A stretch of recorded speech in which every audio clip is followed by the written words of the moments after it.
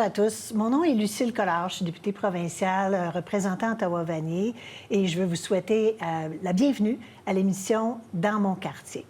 Et aujourd'hui, je suis en compagnie de Monique Gibbons, qui est membre du conseil d'administration de la coopérative funéraire d'Ottawa. Donc, aujourd'hui, à l'émission Dans mon quartier, on va parler d'un sujet, un sujet délicat, mais qui est profondément humain, soit la façon dont on accompagne les familles dans le deuil.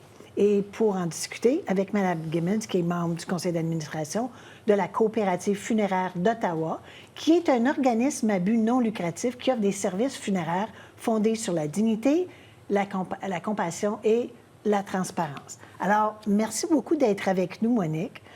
Je vais commencer par une question ouverte plus générale. Donc, quand on parle de coopérative funéraire, de quoi on parle exactement? Parce que c'est peut-être pas quelque chose avec lequel les gens sont familiers. Oui.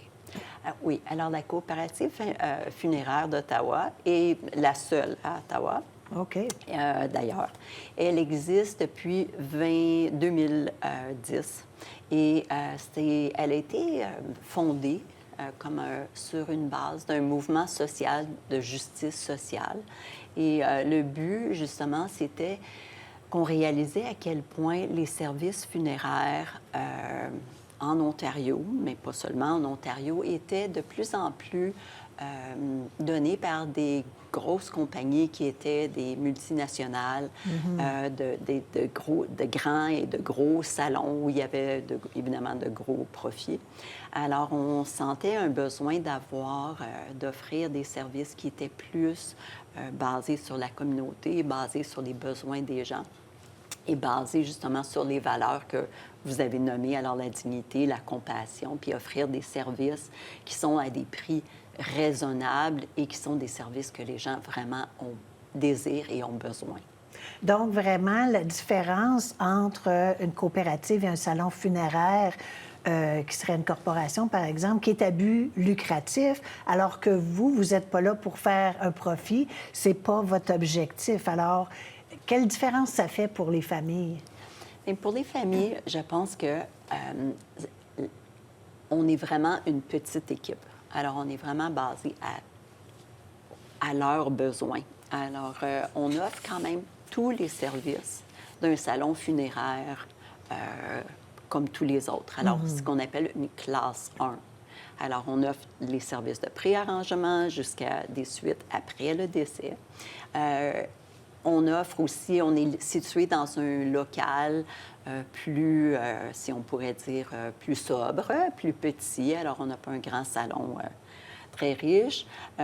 On sert toutes les dénominations, que ce soit des services religieux, toutes les cultures. On travaille aussi avec tous les cimetières. Alors, on est vraiment ouvert à la communauté et aux besoins de la communauté pour les gens d'Ottawa et les gens de l'Est ontarien aussi.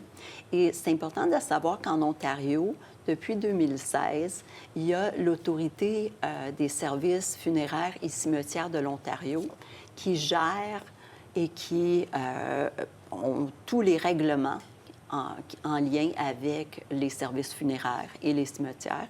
Alors, nous, on se doit de suivre toutes les règles, comme tous les autres salons funéraires.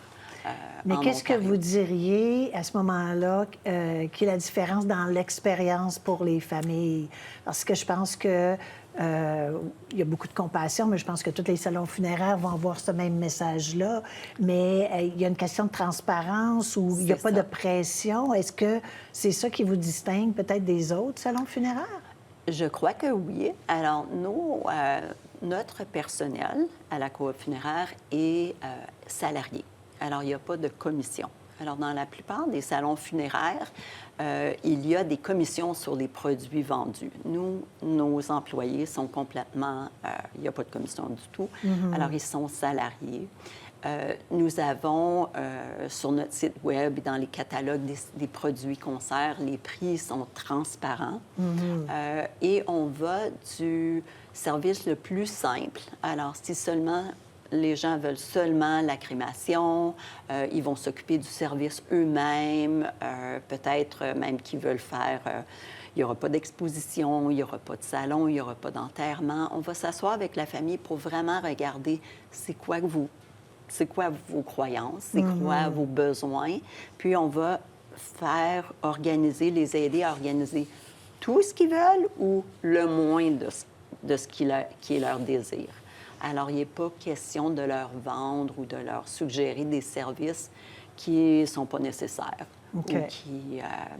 Mais encore là, tout en suivant la loi en Ontario au niveau de ce qui est permis et ce qui ne l'est pas. OK. Je sais que vous offrez des services qui sont peut-être un peu différents de ce à quoi on est habitué. Je pense à l'aquamation. Pouvez-vous nous parler de ce que c'est? Oui. Bien, l'aquamation est quand même un service qui est disponible dans la plupart des salons? Oui, mais c'est offert un service relativement nouveau où, au lieu d'utiliser le crématorium traditionnel, où on utilise le feu, la chaleur, ici, on utilise des produits d'hydrolyse. Je ne suis pas très bon en chimie, je vais juste regarder, mais c'est de l'hydroxyde de potassium et ou de sodium qui est mêlé avec de l'eau qui est chauffée. Alors, c'est un produit vraiment à base d'eau. Et à ce moment-là, le corps est enveloppé dans un linceul. Alors, il n'y a pas de cercueil? De cercueil de bois qui est brûlé, comme à la crémation.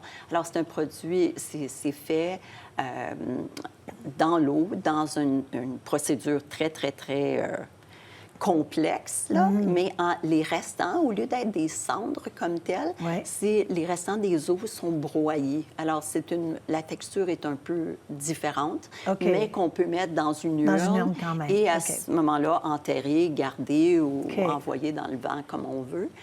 C'est un processus qui est dit plus écologique. Oui. Parce qu'il n'y a pas les gaz qui s'émanent des crématoriums. Alors, pour les gens qui ont vraiment un désir d'être un peu plus écologique, c'est une option. Est-ce que vous avez d'autres procédés, justement, qui s'alignent plus avec l'environnement, qui sont des funérailles plus écologiques, ou c'est vraiment l'aquamation qui est la meilleure alternative? L'aquamation est une bonne option. Une autre bonne option, puis des fois, les gens ne sont pas au courant, c'est que ce n'est pas requis. L'embaumement n'est pas requis. OK, d'accord.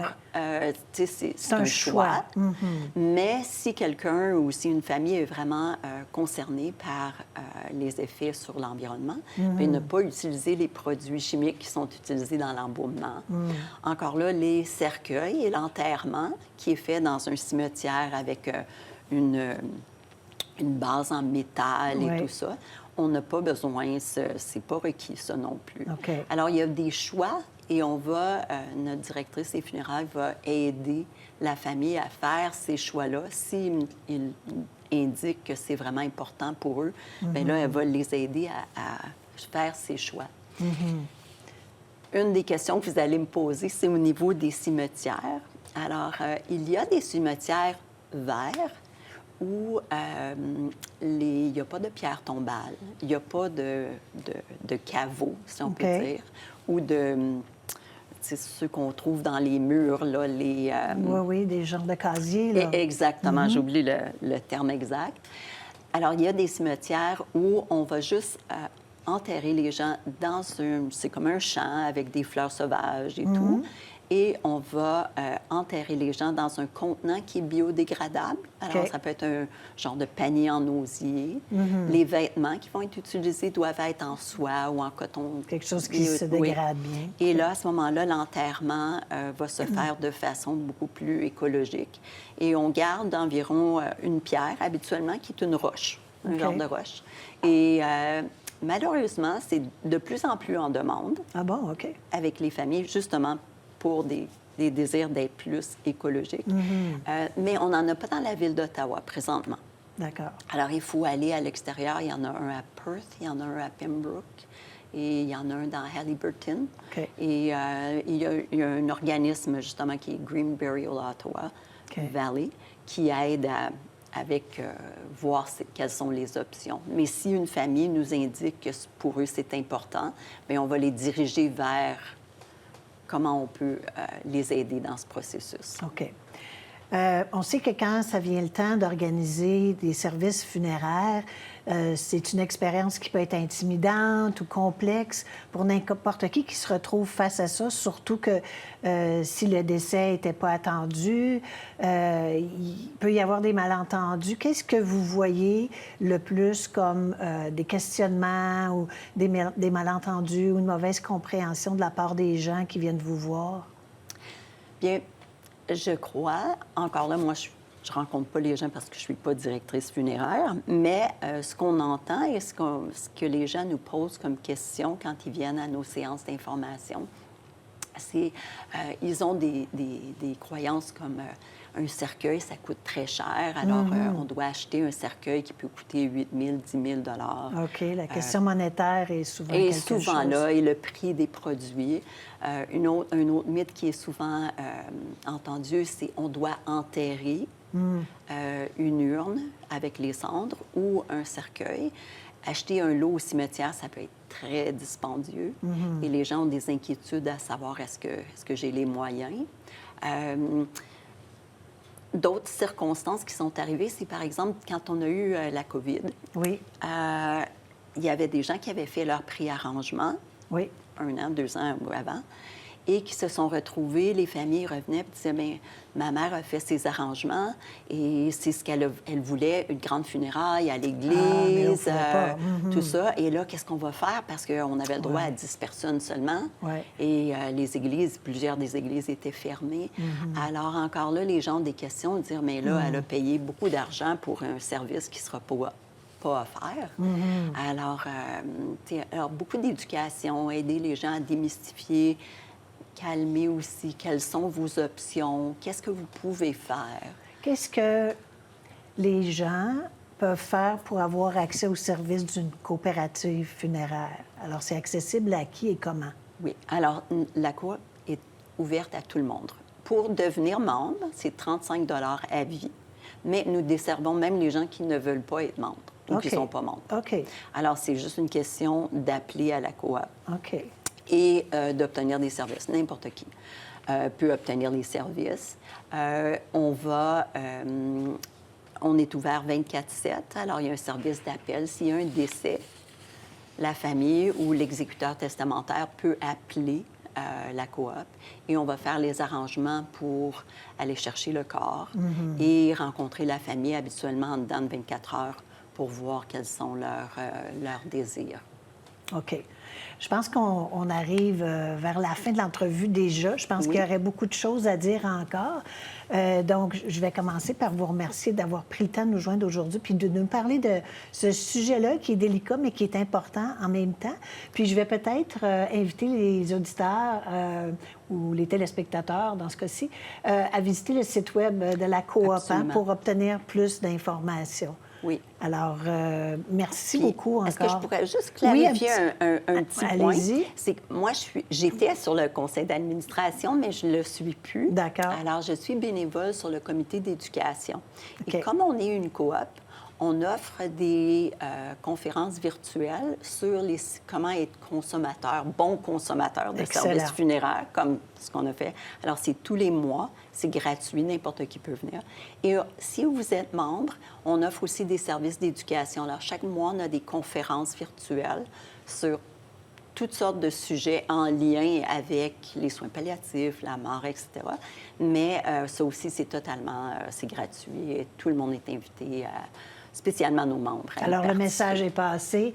Merci beaucoup de vous être joints à nous pour l'émission Dans mon quartier. Merci, Rogers, de nous donner cette opportunité de faire des entrevues comme ça qui aident vraiment une meilleure connaissance de sujets dont on ne parle pas tous les jours. Alors, merci beaucoup.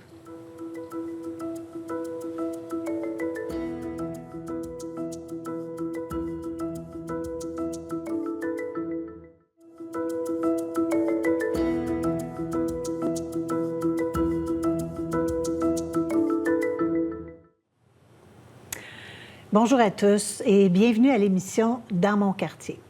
Mon nom est Lucille Collard, je suis députée provinciale pour Ottawa-Vanier. Et aujourd'hui, je voulais avoir une opportunité de parler d'un enjeu qui est prévalent vraiment partout en Ontario, puis je dirais peut-être même à l'international. C'est la question de l'itinérance. Et il y a des groupes, il y a des gens qui s'y attardent et qui veulent vraiment faire une différence. Et aujourd'hui, je suis en compagnie de Mika Spencer, qui est la présidente d'un organisme qui s'appelle SOS, Société offrant soutien sur la rue. Alors, bienvenue, Mika, et merci d'être ici avec nous. Donc, SOS, Société offrant soutien sur la rue, j'aimerais offrir aux spectateurs peut-être une explication de ce que vous faites. Pouvez-vous expliquer ce que vous faites et pourquoi vous avez décidé de partir ce groupe-là? Absolument. Avec notre groupe SOS, on est incorporé au niveau fédéral à but non lucratif. Et les enjeux qu'on voit sur la rue avec l'itinérance, c'est tellement prévalent et les besoins sont tellement... Il y a tellement de besoins qu'on a décidé un groupe de citoyens qui ont décidé de prendre ça en main pour aller aider. Donc, on offre tous les mardis soirs, on fait une marche, on offre de la nourriture, des vêtements, des couvertes, des sacs de couchage, brosses à dents, toutes les petites nécessités que les gens ont besoin. Et c'est notre façon d'aider la situation. C'est remarquable parce que, évidemment, vous avez senti le besoin de faire ça parce que, d'une part, je pense qu'il n'y a pas assez de services disponibles de la part de nos différents paliers de gouvernement pour aider ces gens-là. Alors, vous avez pris sur vous-même d'essayer de faire une différence pour ces gens-là qui n'ont pas besoin d'être stigmatisés, mais qui ont besoin d'être compris puis d'obtenir de l'aide. Puis moi, je le sais parce que je vous connais depuis le début, que vous vous rendez sur le marché à tous les mardis soirs pour justement aller à la rencontre de ces gens-là. Pourquoi est-ce qu'avoir cette constance-là, de le faire à tous les mardis, c'est important? C'est très important pour nous. Quand on a commencé au mois d'août 2023, je pense, le 18 août, ça a été notre premier mardi. On a commencé à Vanier. Ensuite, on a rapidement réétabli sur le marché Bail, la rue Rideau, puis un peu maintenant sur la rue Bank, près du Glebe. C'est tellement important pour nous de donner de la stabilité aux gens qui sont sur la rue. Il y a très peu dans leur vie sur lesquels ils peuvent se fier. Puis et compter. Donc, savoir que nous, on est là tous les mardis à 7h30 sur le marché Bail.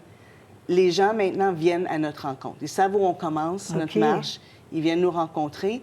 On a un parcours qui est toujours le même parce qu'on a aussi des gens qui savent notre parcours, puis ils savent, OK, bien moi, c'est mon coin, c'est ici. Ils s'en viennent dans une demi-heure, ils vont être ici. Donc, ça nous donne un rapport avec eux qui leur fait confiance. Ils peuvent nous faire confiance.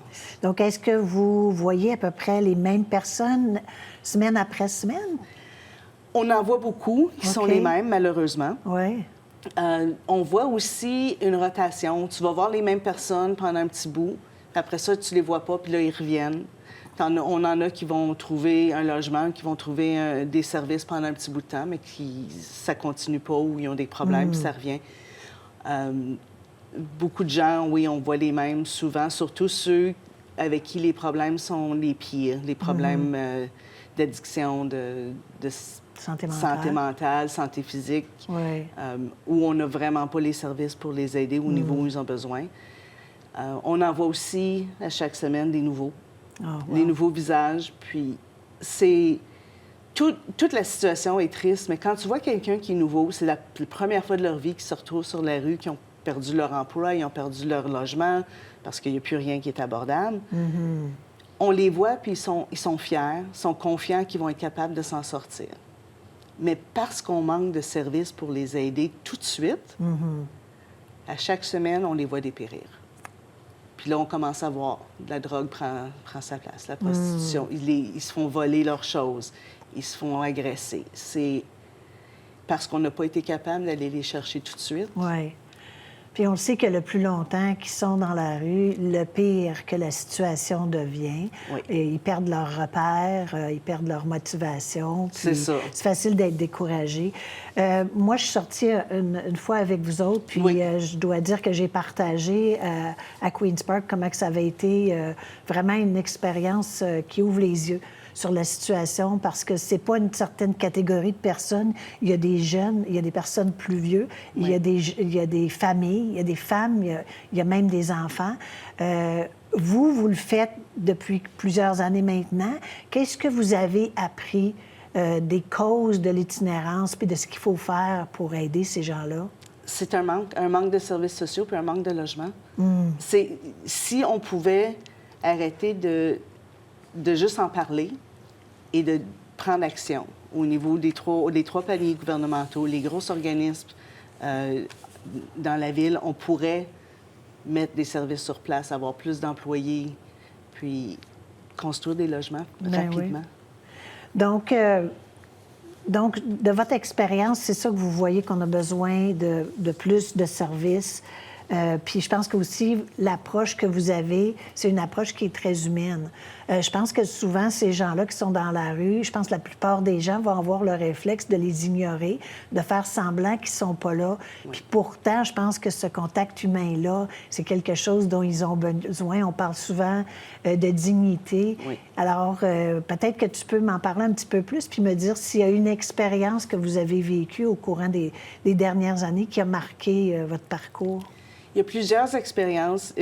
Puis quand tu parles de compassion, dignité, quand on est avec eux, on apprend à les connaître. C'est pas juste un visage, c'est une personne. OK.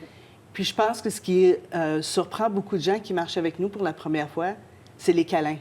Ah. Nos bénévoles n'hésiteront pas si quelqu'un a besoin d'une caresse. Mm-hmm. On n'hésite pas, on est là. Puis je pense que c'est un contact qu'ils ont besoin parce qu'ils n'ont plus ça dans leur vie. Mm-hmm. Puis de savoir leur nom, de savoir qui ils sont, puis leur demander, OK, la semaine passée, telle chose est arrivée, es-tu correct? Y a-t-il quelque chose qu'on peut faire? Puis le plus grand compliment qu'ils peuvent nous faire, c'est qu'en étant reconnaissables avec nos vestes, oui. Ils nous appellent les anges bleus. Les anges bleus sur la rue. Et tu ne pourrais pas me donner un meilleur compliment parce que ça veut dire qu'on les a rejoints.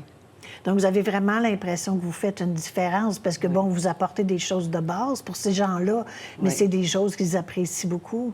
C'est ça. Puis on marche avec environ une quarantaine de personnes à tous les mardis soirs. Vous avez autant de bénévoles que ça? Wow! Oui, 40 personnes le mardi soir, 20 wagons de nourriture, de vêtements, de nécessités. Donc, c'est un gros groupe, puis on est tous ensemble, puis on le fait tous ensemble. Donc, c'est très visible, puis c'est très... Est-ce que les gens que vous voyez sont les mêmes que vous voyez pendant l'hiver que pendant l'été? Et est-ce que leurs besoins sont différents? On en voit moins l'hiver. OK. C'est certain qu'il y a des gens qui essayent de s'en aller dans d'autres villes où c'est moins... Ils vont s'en aller vers l'ouest. Même vont s'en aller dans l'ouest pour voir si, Vancouver, ces places-là. Ils peuvent souvent se trouver en groupe un logement pour quelques mois pour le pire des températures. Donc, mais puis les hébergements, nos shelters sont pleins. Oui. On n'a pas c'est de place. vraiment pas le modèle qu'on doit entretenir. Non, c'est pas une maison, un shelter, un refuge. Hein? Non. Puis souvent, l'attitude du public, c'est pourquoi est-ce qu'ils sont pas dans un shelter? Pourquoi est-ce qu'ils sont là? On n'a pas la place. Les refuges sont pleins, on s'entend. Puis ça ne leur donne pas les services dont ils ont besoin. Pour quelqu'un qui voudrait aider là, demain, qu'est-ce qu'il pourrait faire? Quelqu'un peut nous aider à partir d'aujourd'hui. Vous nous contactez par courriel, vous dites on veut aider, quelqu'un va vous contacter, vous dire OK, qu'est-ce que vous voulez faire? Voici nos besoins. On a tellement de choses qu'on peut faire. C'est pas juste les marches le mardi. Mm-hmm. On ramasse de la nourriture avec différents organismes.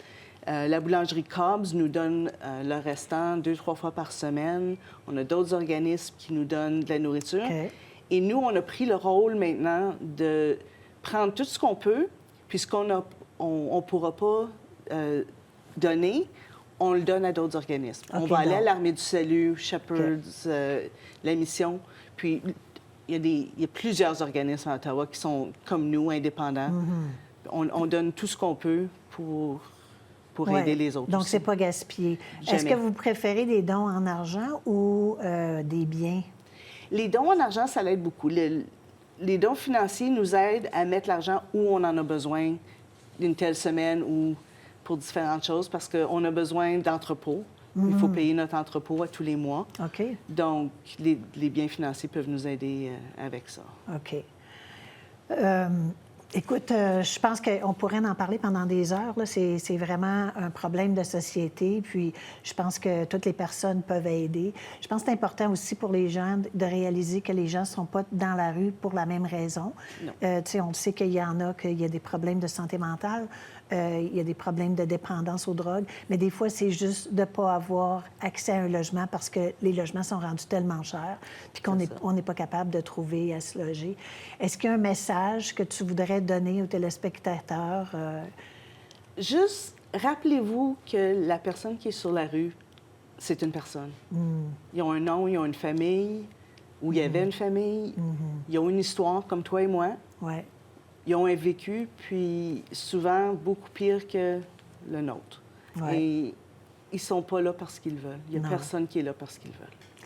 Écoutez, c'est tout le temps qu'on a, mais je veux remercier Mika. Merci d'être venue à l'émission. C'est vraiment important d'en parler. Alors, je vais remercier également Rogers pour nous avoir donné l'opportunité d'en parler un petit peu plus. Puis, vous savez, vous pouvez les rejoindre si vous, à la maison, vous voudriez faire quelque chose. Vous êtes bienvenus de le faire. Il y a toujours moyen d'aider. Alors, merci beaucoup, puis bonne journée à tout le monde.